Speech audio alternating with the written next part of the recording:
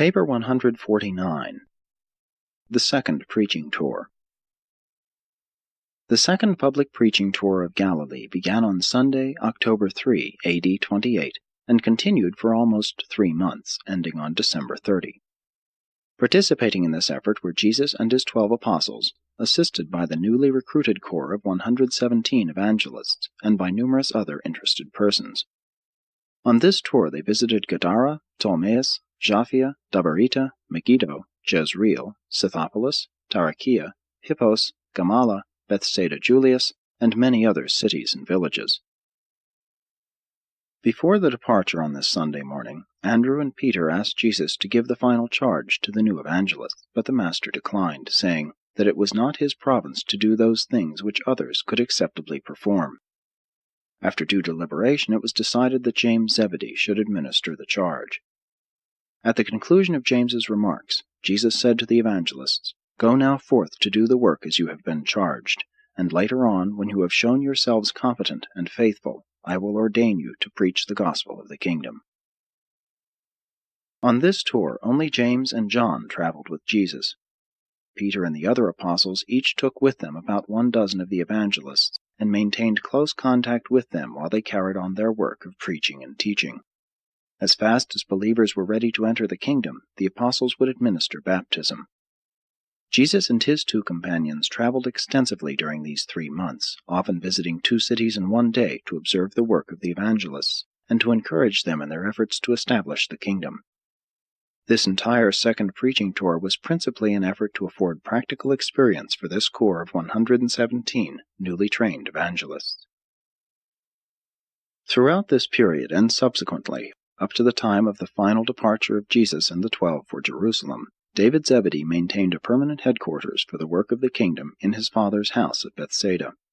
This was the clearinghouse for Jesus' work on earth, and the relay station for the messenger service which David carried on between the workers in various parts of Palestine and adjacent regions. He did all of this on his own initiative, but with the approval of Andrew. David employed 40 to 50 messengers in this intelligence division of the rapidly enlarging and extending work of the kingdom. While thus employed, he partially supported himself by spending some of his time at his old work of fishing. 1. The widespread fame of Jesus. By the time the camp at Bethsaida had been broken up, the fame of Jesus, particularly as a healer, had spread to all parts of Palestine and through all of Syria and the surrounding countries. For weeks after they left Bethsaida, the sick continued to arrive, and when they did not find the Master, on learning from David where he was, they would go in search of him. On this tour, Jesus did not deliberately perform any so-called miracles of healing. Nevertheless, scores of afflicted found restoration of health and happiness as a result of the reconstructive power of the intense faith which impelled them to seek for healing. There began to appear about the time of this mission, and continued throughout the remainder of Jesus' life on earth, a peculiar and unexplained series of healing phenomena.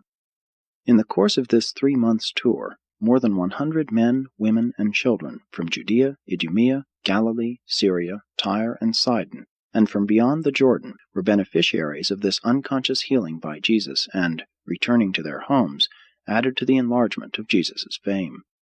And they did this notwithstanding that Jesus would, every time he observed one of these cases of spontaneous healing, directly charge the beneficiary to tell no man. It was never revealed to us just what occurred in these cases of spontaneous or unconscious healing. The Master never explained to his apostles how these healings were effected, other than that on several occasions he merely said, "I perceive that power has gone forth from me." On one occasion he remarked, when touched by an ailing child, "I perceive that life has gone forth from me."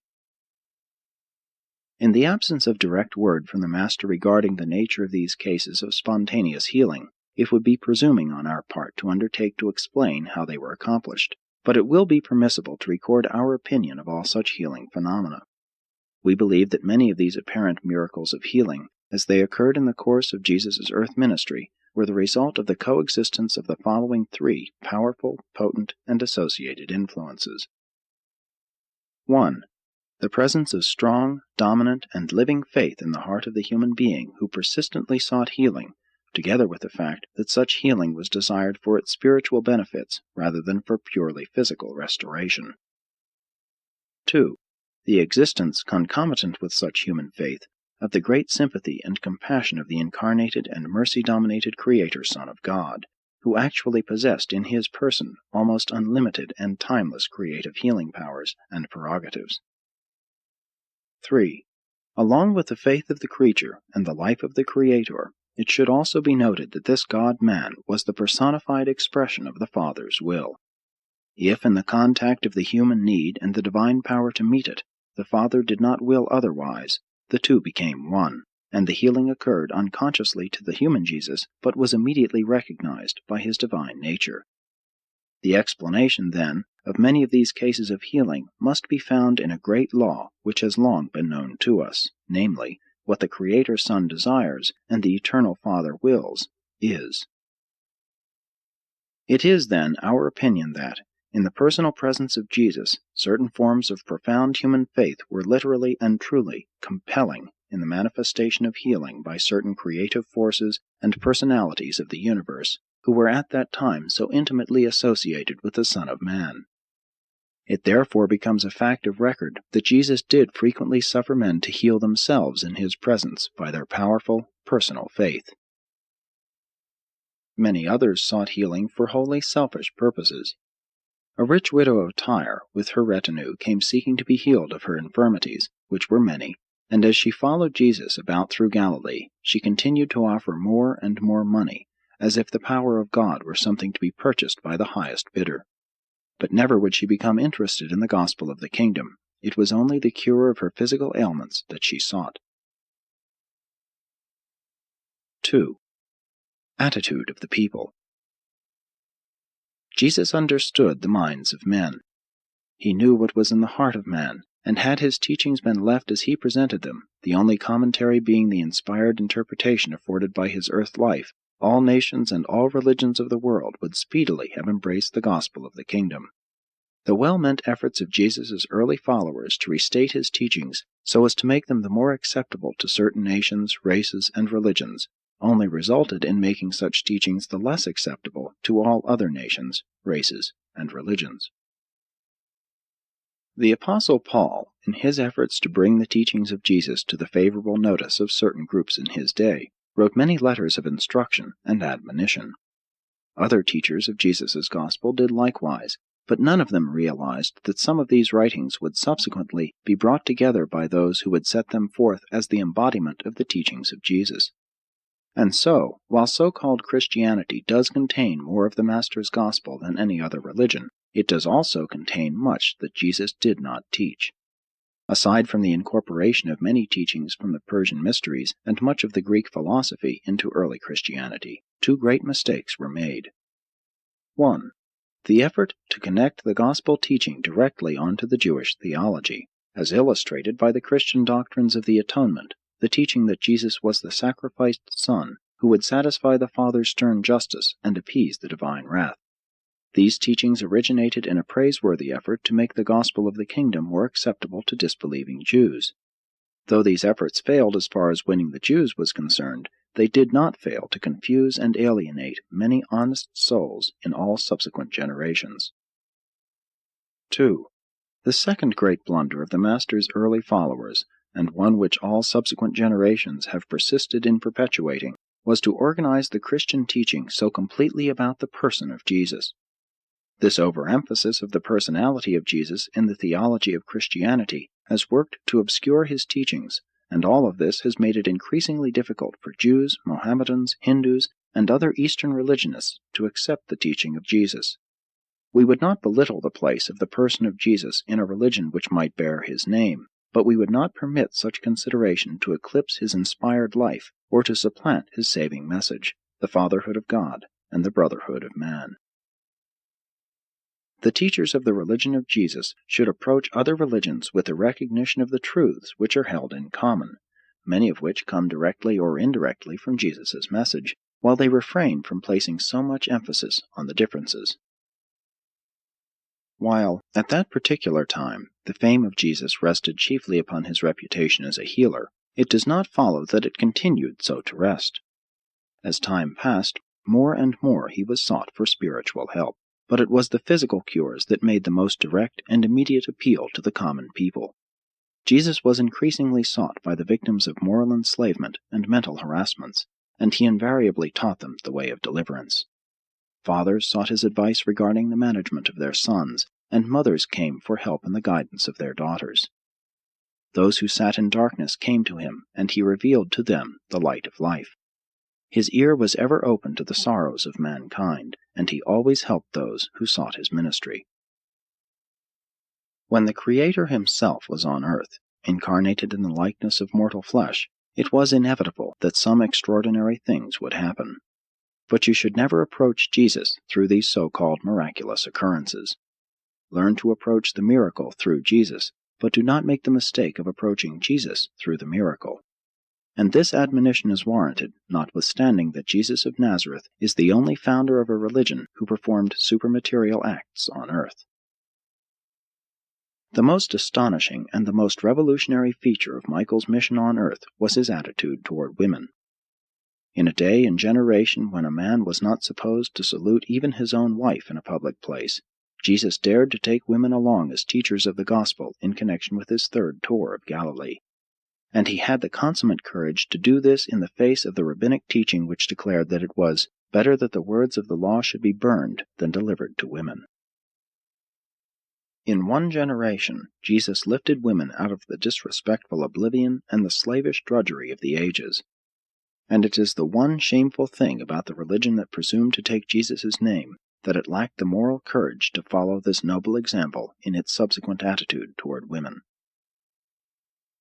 As Jesus mingled with the people, they found him entirely free from the superstitions of that day. He was free from religious prejudices. He was never intolerant. He had nothing in his heart resembling social antagonism. While he complied with the good in the religion of his fathers, he did not hesitate to disregard man-made traditions of superstition and bondage.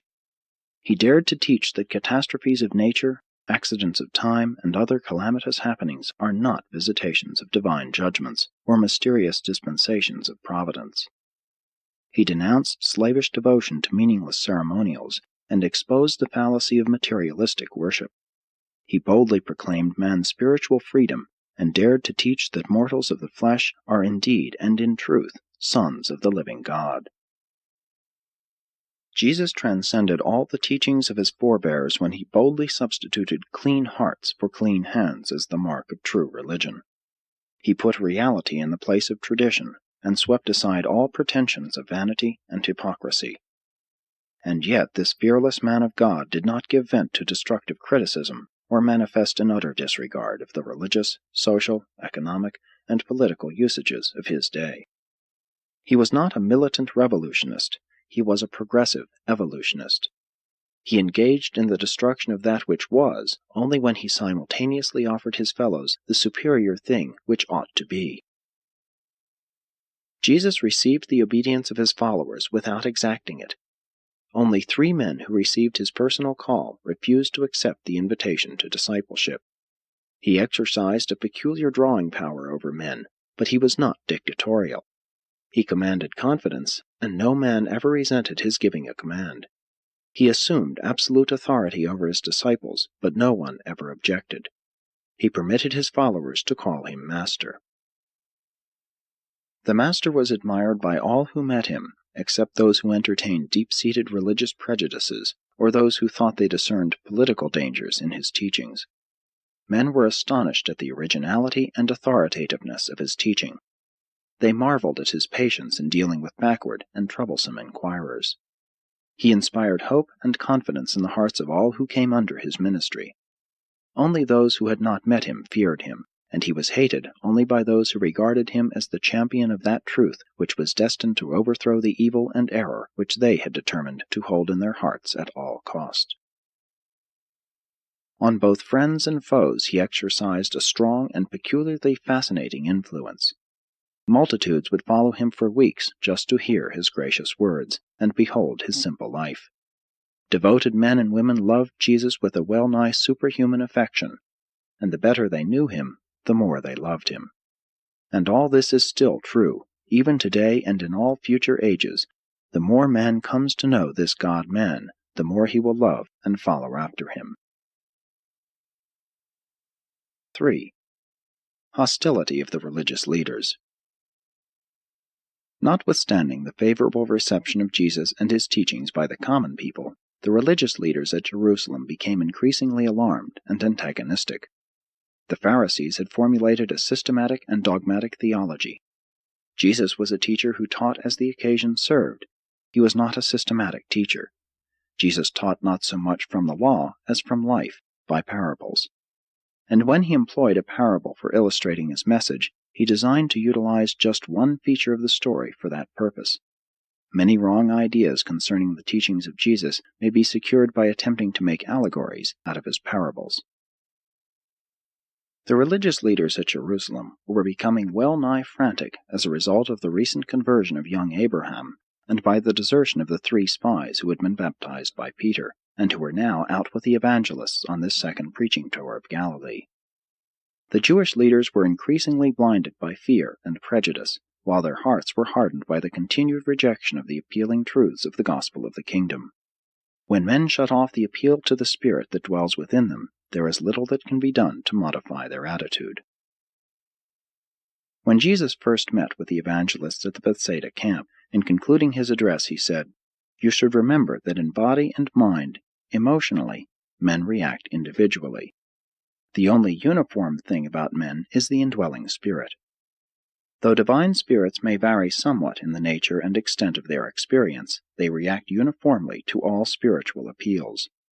Only through and by appeal to this Spirit can mankind ever attain unity and brotherhood." But many of the leaders of the Jews had closed the doors of their hearts to the spiritual appeal of the gospel. From this day on they ceased not to plan and plot for the Master's destruction. They were convinced that Jesus must be apprehended, convicted, and executed as a religious offender, a violator of the cardinal teachings of the Jewish sacred law. 4. Progress of the preaching tour. Jesus did very little public work on this preaching tour, but he conducted many evening classes with the believers in most of the cities and villages where he chanced to sojourn with James and John. At one of these evening sessions, one of the younger evangelists asked Jesus a question about anger, and the Master, among other things, said, in reply, "Anger is a material manifestation which represents, in a general way, the measure of the failure of the spiritual nature to gain control of the combined intellectual and physical natures. Anger indicates your lack of tolerant brotherly love, plus your lack of self-respect and self-control. Anger depletes the health, debases the mind, and handicaps the spirit teacher of man's soul. Have you not read in the Scriptures that wrath kills the foolish man, and that man tears himself in his anger? That he who is slow of wrath is of great understanding, while he who is hasty of temper exalts folly. You all know that a soft answer turns away wrath, and how grievous words stir up anger. Discretion defers anger, while he who has no control over his own self is like a defenseless city without walls. Wrath is cruel, and anger is outrageous. Angry men stir up strife, while the furious multiply their transgressions. Be not hasty in spirit, for anger rests in the bosom of fools." Before Jesus ceased speaking, he said further, "Let your hearts be so dominated by love that your spirit guide will have little trouble in delivering you from the tendency to give vent to those outbursts of animal anger which are inconsistent with the status of divine sonship." On this same occasion, the Master talked to the group about the desirability of possessing well-balanced characters. He recognized that it was necessary for most men to devote themselves to the mastery of some vocation, but he deplored all tendency toward over-specialization, toward becoming narrow-minded and circumscribed in life's activities. He called attention to the fact that any virtue, if carried to extremes, may become a vice. Jesus always preached temperance and taught consistency, proportionate adjustment of life problems. He pointed out that overmuch sympathy and pity may degenerate into serious emotional instability, that enthusiasm may drive on into fanaticism. He discussed one of their former associates whose imagination had led him off into visionary and impractical undertakings. At the same time, he warned them against the dangers of the dullness of over-conservative mediocrity. And then Jesus discoursed on the dangers of courage and faith, how they sometimes lead unthinking souls on to recklessness and presumption. He also showed how prudence and discretion, when carried too far, lead to cowardice and failure. He exhorted his hearers to strive for originality, while they shunned all tendency toward eccentricity. He pleaded for sympathy without sentimentality, piety without sanctimoniousness. He taught reverence free from fear and superstition. It was not so much what Jesus taught about the balanced character that impressed his associates, as the fact that his own life was such an eloquent exemplification of his teaching. He lived in the midst of stress and storm, but he never wavered.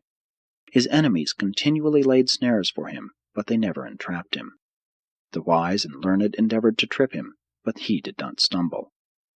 They sought to embroil him in debate, but his answers were always enlightening, dignified, and final. When he was interrupted in his discourses with multitudinous questions, his answers were always significant and conclusive. Never did he resort to ignoble tactics in meeting the continuous pressure of his enemies, who did not hesitate to employ every sort of false, unfair, and unrighteous mode of attack upon him. While it is true that many men and women must assiduously apply themselves to some definite pursuit as a livelihood vocation, it is nevertheless wholly desirable that human beings should cultivate a wide range of cultural familiarity with life as it is lived on earth. Truly educated persons are not satisfied with remaining in ignorance of the lives and doings of their fellows. 5. Lesson regarding contentment. When Jesus was visiting the group of evangelists working under the supervision of Simon Zelotes, during their evening conference, Simon asked the Master, "Why are some persons so much more happy and contented than others? Is contentment a matter of religious experience?" Among other things, Jesus said in answer to Simon's question, "Simon, some persons are naturally more happy than others. Much, very much, depends upon the willingness of man to be led and directed by the Father's Spirit which lives within him.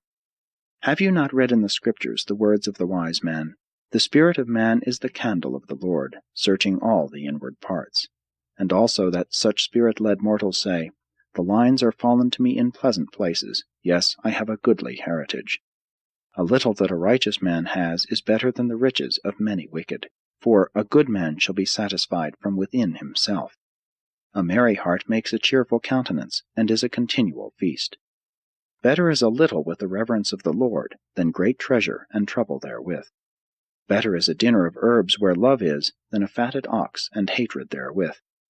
Better is a little with righteousness than great revenues without rectitude. A merry heart does good like a medicine. Better is a handful with composure than a superabundance with sorrow and vexation of spirit." Much of man's sorrow is born of the disappointment of his ambitions and the wounding of his pride. Although men owe a duty to themselves to make the best of their lives on earth, having thus sincerely exerted themselves, they should cheerfully accept their lot and exercise ingenuity in making the most of that which has fallen into their hands. All too many of men's troubles take origin in the fierce soil of his own natural heart. The wicked flee when no man pursues. The wicked are like the troubled sea, for it cannot rest, but its waters cast up mire and dirt. There is no peace, says God, for the wicked. Seek not, then, for false peace and transient joy, but rather for the assurance of faith and the sureties of divine sonship which yield composure, contentment, and supreme joy in the Spirit. Jesus hardly regarded this world as a vale of tears. He rather looked upon it as the birth sphere of the eternal and immortal spirits of paradise ascension, the vale of soul-making. 6. The fear of the Lord. It was at Gamala, during the evening conference, that Philip said to Jesus, "Master, why is it that the Scriptures instruct us to fear the Lord, while you would have us look to the Father in heaven without fear? How are we to harmonize these teachings?" And Jesus replied to Philip, saying, "My children, I am not surprised that you ask such questions. In the beginning it was only through fear that man could learn reverence, but I have come to reveal the Father's love, so that you will be attracted to the worship of the Eternal by the drawing of a Son's affectionate recognition and reciprocation of the Father's profound and perfect love. I would deliver you from the bondage of driving yourselves through slavish fear to the irksome service of a jealous and wrathful King God. I would instruct you in the Father-Son relationship of God and man, so that you may be joyfully led into that sublime and supernal free worship of a loving, just, and merciful Father God. The fear of the Lord has had different meanings in the successive ages, coming up from fear through anguish and dread to awe and reverence. And now from reverence I would lead you up through recognition, realization, and appreciation to love. When man recognizes only the works of God, he is led to fear the Supreme.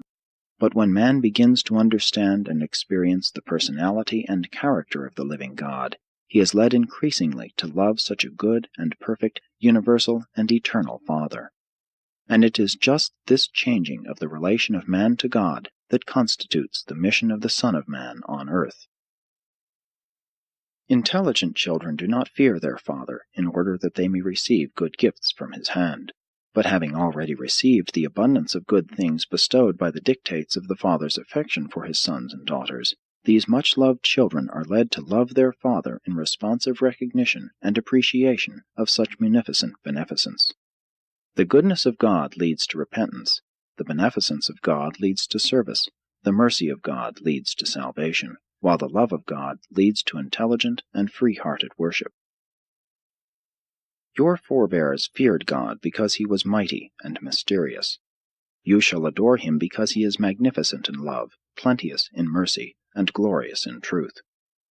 The power of God engenders fear in the heart of man, but the nobility and righteousness of his personality beget reverence, love, and willing worship. A dutiful and affectionate son does not fear or dread even a mighty and noble father. I have come into the world to put love in the place of fear, joy in the place of sorrow, confidence in the place of dread, loving service and appreciative worship in the place of slavish bondage and meaningless ceremonies. But it is still true of those who sit in darkness that the fear of the Lord is the beginning of wisdom. But when the light is more fully come, the sons of God are led to praise the Infinite for what he is, rather than to fear him for what he does. When children are young and unthinking, they must necessarily be admonished to honor their parents. But when they grow older and become somewhat more appreciative of the benefits of the parental ministry and protection, they are led up through understanding respect and increasing affection to that level of experience where they actually love their parents for what they are, more than for what they have done. The father naturally loves his child, but the child must develop his love for the father from the fear of what the father can do, through awe, dread, dependence, and reverence, to the appreciative and affectionate regard of love. You have been taught that you should fear God and keep his commandments, for that is the whole duty of man. But I have come to give you a new and higher commandment. I would teach you to love God and learn to do his will, for that is the highest privilege of the liberated sons of God. Your fathers were taught to fear God, the Almighty King. I teach you, love God, the all-merciful Father. In the kingdom of heaven, which I have come to declare, there is no high and mighty king. This kingdom is a divine family. The universally recognized and unreservedly worshipped center and head of this far-flung brotherhood of intelligent beings is my Father and your Father.